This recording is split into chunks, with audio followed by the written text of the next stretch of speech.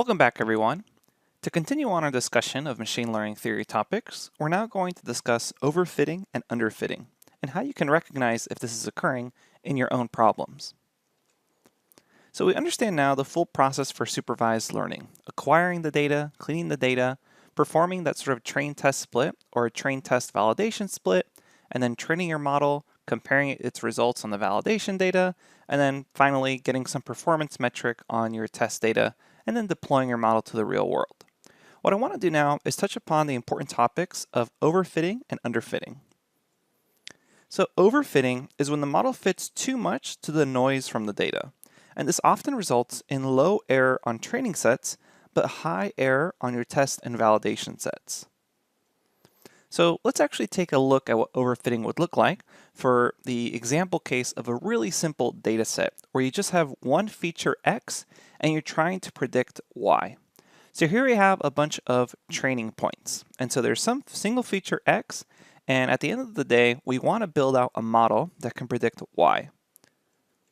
So a good model would try to fit the general trend of the actual data set here. So we can see it appears that there's some sort of positive slope, and it looks like it levels off later on.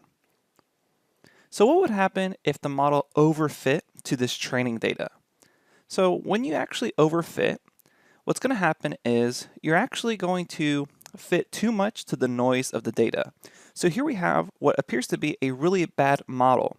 But keep in mind that this model is technically hitting every single one of those training points. So your error here is actually going to be extremely low. And in this specific example, your error is actually 0 because your model is accounting for every point in the training set. So your error just on the training set is actually really low when you're overfitting. So that's why it can be really deceptive. And that's why we also need the validation and test sets in order to understand whether or not we're overfitting, because just the training data alone won't tell us that information. So what happens when you're overfitting is you're fitting too much to the noise of the data here.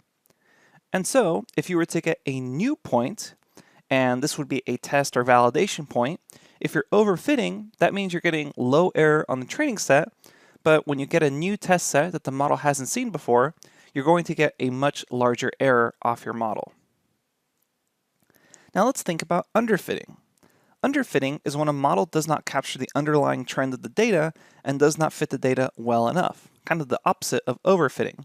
And this results in low variance but high bias. And underfitting is often the result of an excessively simple model.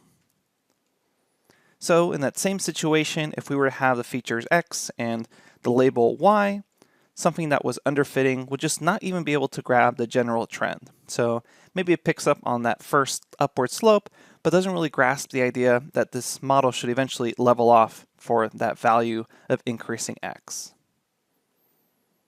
Now this particular data set was really easy to visualize. We just had one feature X and one label Y. But how can we actually see underfitting and overfitting occur when dealing with multidimensional data sets? Well, let's first imagine we trained the model and then measured its error over training time. So let's begin with a thought experiment. Let's imagine we have what should be a good model. Well, as you can imagine, a good model, when it first encounters the training data, it's going to have kind of a large error because it hasn't actually seen this data before and it hasn't adjusted any internal parameters to this data. However, as you train your model for more time on the training data, you would expect that error to essentially go down until it levels off and converges to some sort of minimum error. So this is what a good model should look like. And when we're specifically talking about neural networks, this training time actually has a specific word, and depending if you pronounce it the American way, which is epic, or the British way, epoch, which is the way I pronounce it, essentially one epoch is passing the entirety of your training data one time through your model. So we can see here as we do multiple passes on the entire set of the training data, eventually our error will converge to some sort of minimum. Now this is a good model. But what would a bad model do? A bad model, if you train it for more and more time, would get increasing error. And that's not good because essentially your model's not learning every time it goes through the training data. It's actually increasing the error. So we have the expected behavior of a good model and the expected behavior of a bad model. So how can we use this intuition then to understand what overfitting or underfitting would look like during the training of a model.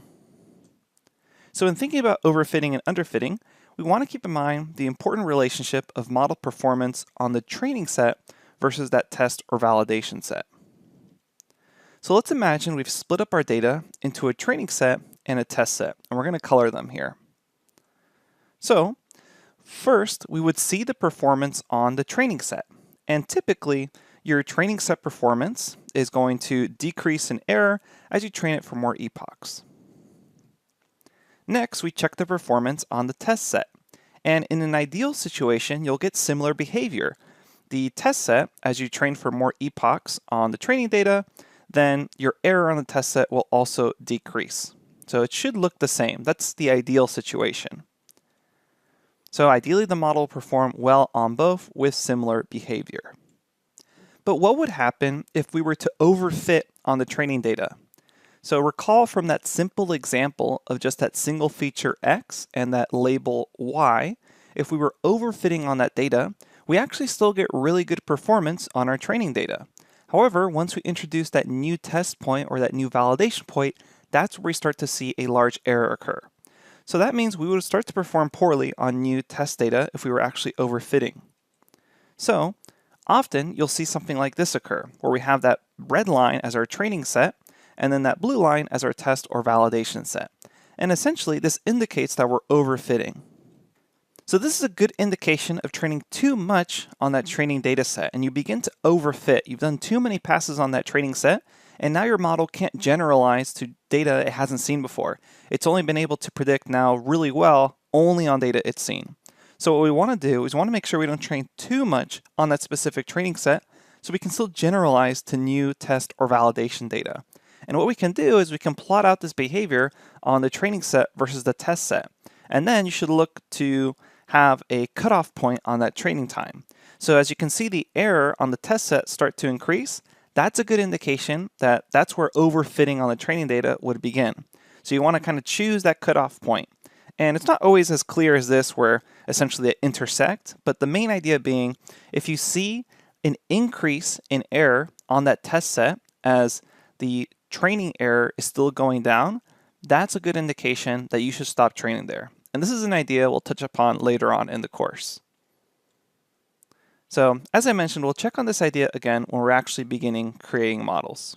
For now, let's just go ahead and be aware of this possible issue and keep it in the back of our minds when we're actually creating and training our models. Okay, thanks, and I'll see you at the next lecture.